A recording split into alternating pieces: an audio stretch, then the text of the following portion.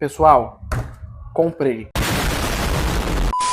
condensador AM8 Fine-Fi. Para melhorar a qualidade da live, eu decidi investir nesse microfone.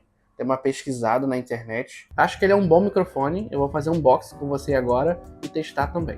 Eu vou abrir e vou mostrar para vocês como que ele vem embalado, né? Assim que você abre, ele já vem com um manual bem explicativo, a princípio. Vem com suporte do microfone, ele é um pouco pesadinho. Quando você tira a espuma, você já encontra o bonitão.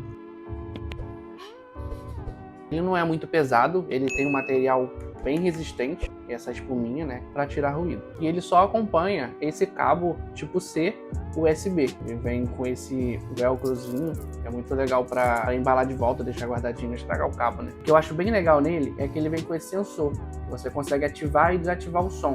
Daqui a pouco eu mostro para você no teste. E esses reguladores de microfone e de headset, que você consegue, inclusive, conectar aqui embaixo. Mudei de posição para mostrar aqui para vocês. A outra posição estava muito ruim, mas essa é a entrada que você conecta ele no seu PC. E essa daqui conecta na mesa de som. Agora vamos instalar ele no computador para fazer o teste de áudio. Pessoal, já instalei ele e já abri aqui a tela do OBS. E nesse momento você está ouvindo o som do meu lapela.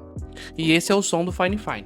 E me conta aqui embaixo nos comentários se vocês comprariam ou não comprariam esse microfone. E a partir de hoje é esse o som que vocês vão ouvir nas lives. E no final do vídeo eu vou deixar um stakezinho do microfone para vocês apreciarem essa obra de arte. E é sobre esse sensor que eu tinha falado com vocês. Ele fica verdinho e a partir do momento que ele ficar vermelho, ele desliga o áudio. E essa entrada que eu havia falado para vocês, do headset, ela só serve para monitorar o nosso áudio. Pessoal, vou finalizando o vídeo aqui. Muito obrigado para quem assistiu até o final. Vou deixar o link na bio e na descrição do vídeo. E não se esqueçam de curtir o vídeo, compartilhar com seus amigos e me dizer aqui embaixo o que vocês acharam. Muito obrigado, eu vou ficando por aqui. Tchau, tchau. Até o próximo vídeo.